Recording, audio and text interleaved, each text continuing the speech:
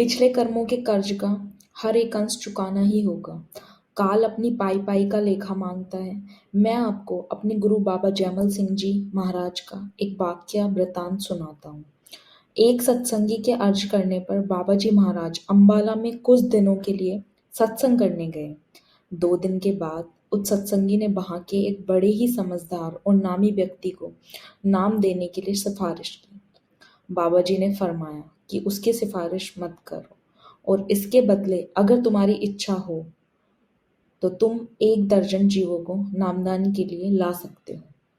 उस सत्संगी ने जिद की और बाबा जी एक ही शर्त पर राजी हुए कि नामदान देने के लिए बाद वे फौरन अम्बाला को छोड़ देंगे और कभी भी उन्हें वहां ठहरने के लिए मजबूर नहीं करेंगे। वहां से चलने के लिए सवारी तैयार कर दी गई और उस सज्जन को बुलाकर नामदान दिया गया।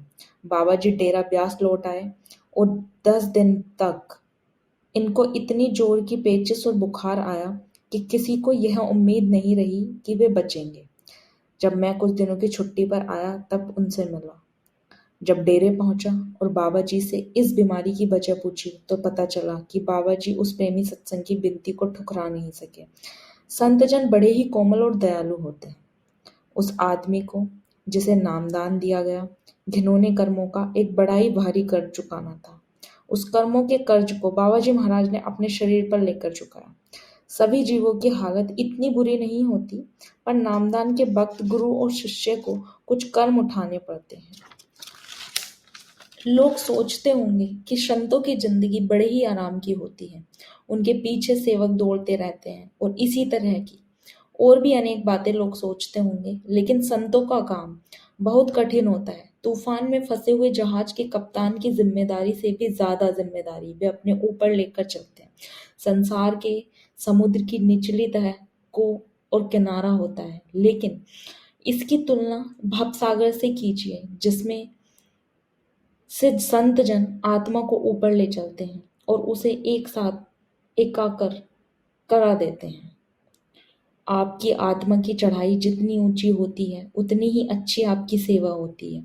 इसमें कोई शक नहीं है कि संतों के बस में पाखंडियों ने बहुत धोखा दिया है, लेकिन जिंदगी के दूसरे क्षेत्रों में भी ऐसा होता है। इसका कोई इलाज नहीं है।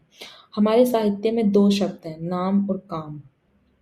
नाम का मतलब है शब्द या शब्द धुन और काम आमतौर पर मतलब है भोग विलास, वासना या इंद्रियों के भोगों में लिप्त रहना, जो कि आत्म संयम के विरुद्ध है। लेकिन विशाल अर्थ में काम का मतलब मन की सभी बाहरी वृत्तियों से है। इसलिए नाम और काम एक दूसरे के विरोधी हैं। नाम की वृत्ति किसी हौज में पानी भरने के पाइप के समान है और काम उससे पानी निकालने के पाइप के समान है।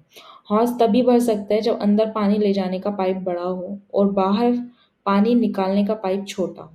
अगर बाहर पानी निकालने का पाइप चौड़ा या टपकता रहता हो तो हौज भर नहीं सकता, और जितनी ही जल्दी बाहर पानी निकालने का पाइप बंद कर दिया जाएगा उतनी ही तेजी से वह हौज भरेगा।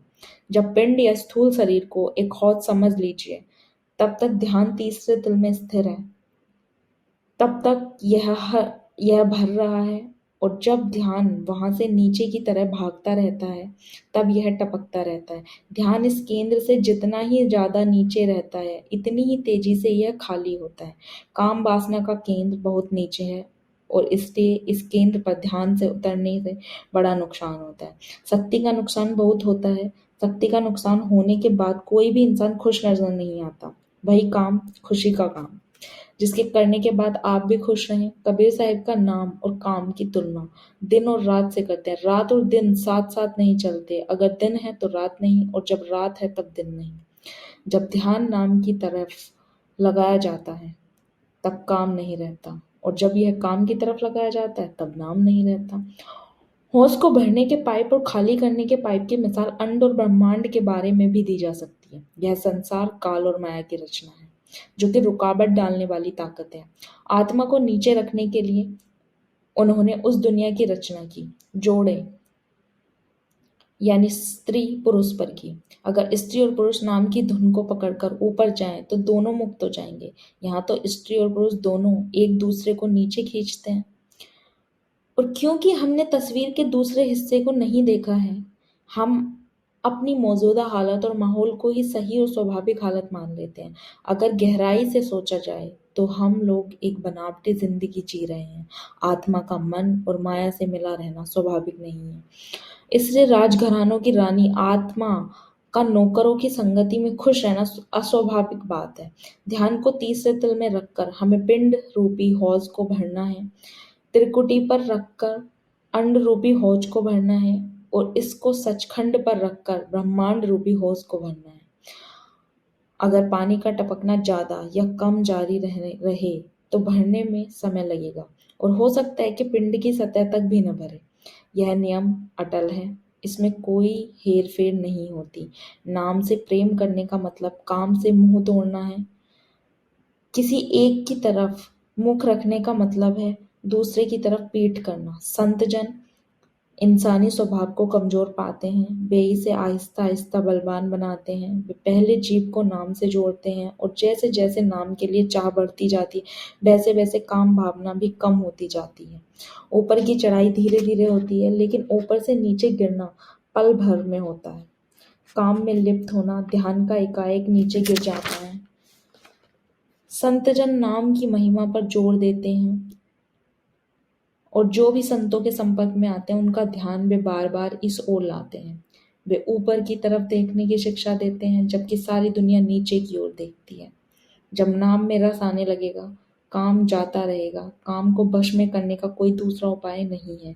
ध्यान को ऊपर उठाने में काम खुद ब खुद बस में आ जाता है। संतों का वास्ता इंसानी स्वभाव से पड़ता है। अगर वे किसी को नामदान के पहले एक बारगी काम यानी विषय वासना छोड़ देने को कहें तो हम जानते हैं कि वे ऐसा नहीं कर सकते। संत उन्हें नाम से जोड़ देते हैं, तब उन्हें ऊपर देखने के लिए कुछ आधार मिल जाता है। उन्होंने संतों के नाम की महिमा सुनी है, उनके अंदर एक छोटी चिंगारी जगा दी जाती है। वे इस पर कुछ ध्यान देते हैं। वक्त गुजरता रहता है, कुछ तो ठोकरें जैसी बीमारी, परिवार में मौत, रुपए की कमी, अहंकार को ठेस वगैरह खाने के कारण, कुछ हालात की वजह से, कुछ सत्संग के द्वारा, कुछ प्रारब्ध कर्म को भोगने की वजह से और कुछ नाम के जरिए उनका ध्यान धीरे धीरे सिमटाया जाता है। इस तरह वे अपनी जिंदगी के आखिरी बिंदु तक ऊपर जाने के लिए करीब करीब तैयार हो जाते हैं और नाम को पकड़ लेते हैं।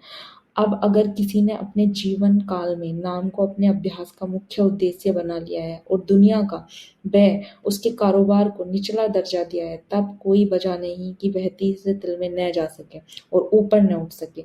संतों का सब तरह के लोगों पे वास्ता पड़ता है। ऐसे अभ्यासी बहुत कम होते हैं जो अपनी जिंदगी में ही अपने को तीसरे तिल तक ले गए हों और ऊपर की ओर चढ़ गए हों। अक्सर अभ्यासी ऐसे होते हैं जिनका बयान ऊपर किया गया है, लेकिन वे जो बिल्कुल दुनियादार होते हैं, संतों पर यकीन नहीं करते और उनके पास नहीं आते। इस बात को अच्छी तरह समझ लीजिए कि संत मत और संत अमली तौर पर आध्यात्मिक उन्नति पर जोर देते हैं। डॉक्टर जॉनसन नामदान मिलने के बाद कहा करते थे कि उनकी जिंदगी में 21 मार्च सबसे बड़ा दिन था। जब आत्मा इस संसार में आती है तो इसे हम जन्म लेना कहते हैं, पर असल में वह आत्मा स्थूल शरीर रूपी कब्र में कैद हो जाती है। इसलिए यह कहना ज्यादा ठीक है कि इसकी मौत है। जब यह संतों के पास जाती है, इसे नामदान मिलता है, तब इसका नाम से रिश्ता जोड़ता है और यह स्थूल शरीर रूपी कब्र से बाहर निकलता है। इसलिए यह कहना कठिन होगा कि अब इसका दोबारा जन्म हुआ है। नामदान का दिन ही उसका जन्मदिन है। सुकरात शब्द धुन से वाकिफ थे, लेकिन उनके शिष्यों द्वारा ग्रंथों में सिर्फ इसका इशारा ही मिलता है। पुराने दार्शनिक सिर्फ इशारा ही देते थे।